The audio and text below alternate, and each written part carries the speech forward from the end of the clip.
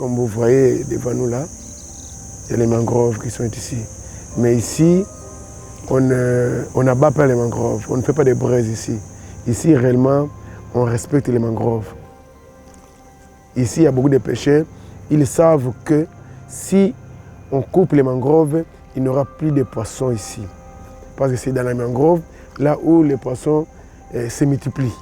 Et si vous voyez ces racines, et là en dessous là-bas, les poissons sont là pour aller cacher leurs enfants, les petits poissons.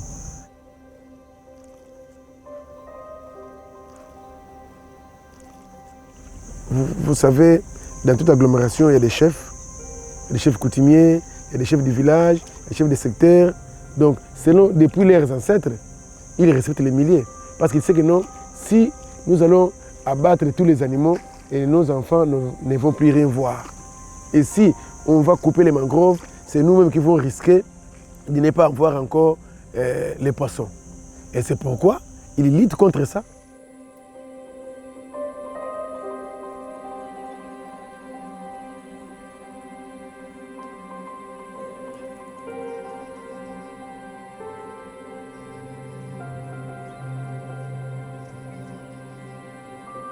Je suis arrivé ici à Mwanda en 2011 et je peux dire que sur 7 ans, nous sommes en 2020 maintenant, je vois une différence énorme.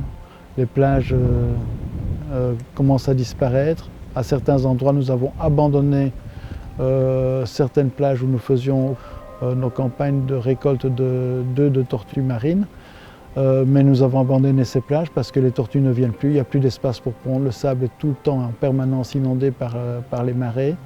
Et nous avons même un phénomène qui est assez curieux, c'est que les tortues traversent la route, essayent d'abord de gratter dans le goudron pour pouvoir pondre leurs œufs, et souvent passent même dans la mangrove où elles n'allaient jamais, parce que justement la plage n'existe plus, la plage a disparu.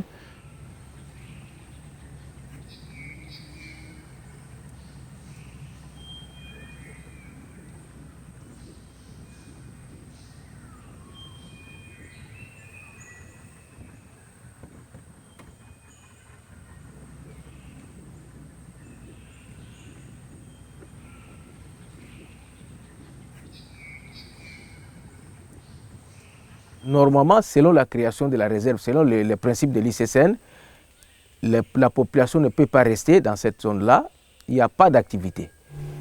Mais que voulez-vous, dès la création de la réserve, il y avait les gens à l'intérieur, mais leurs activités maintenant sont réglementées. Réglementées, c'est-à-dire, ça vous allez faire et ne faites pas ça. Donc, la chasse, c'est strictement défendu, la pêche, il y a la pêche artisanale et l'utilisation de paille, des palmiers raffia pour les constructions des maisons.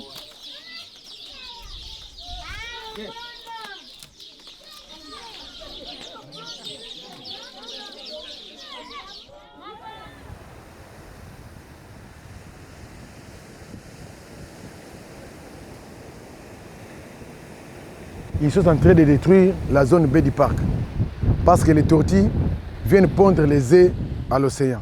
Or, de jour en jour, les eaux montent vers la forêt. Et maintenant, comme ils sont en train de couper ces arbres que vous voyez ici, parce que ici c'était la forêt, ici c'était la forêt.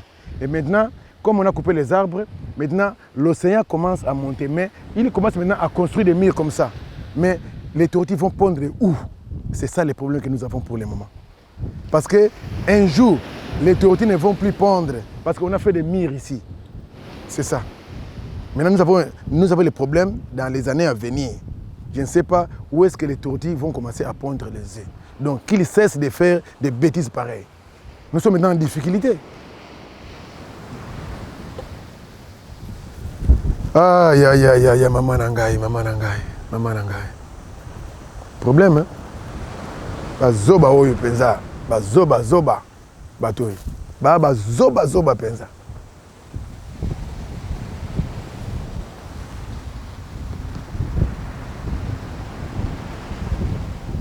Cette superficie de 25 000 hectares a une importance capitale pour le littoral congolais qui ne fait que 37 km de long parce qu'elle protège toute la côte de l'érosion et elle fait un tampon entre l'océan et la terre ferme Et la montée des eaux est une réalité absolument visible et d'une gravité exceptionnelle. Elle va créer des problèmes immenses à l'homme dans les années qui vont venir.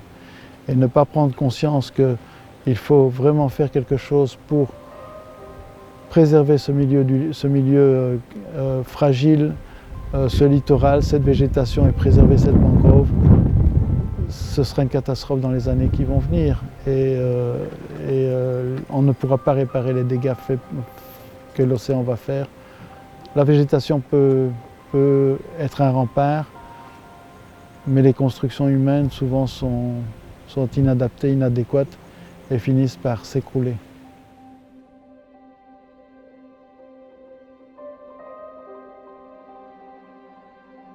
Voilà l'importance des arbres.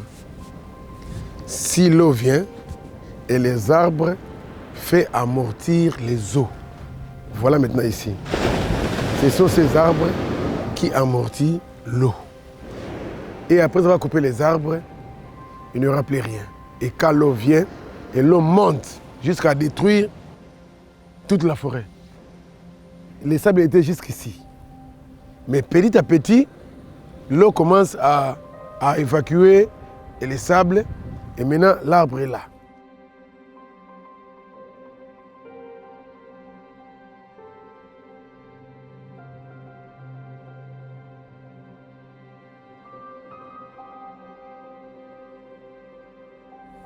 Ici, nous sommes toujours dans la zone baie du parc, qui est caractérisée par plusieurs espèces phares.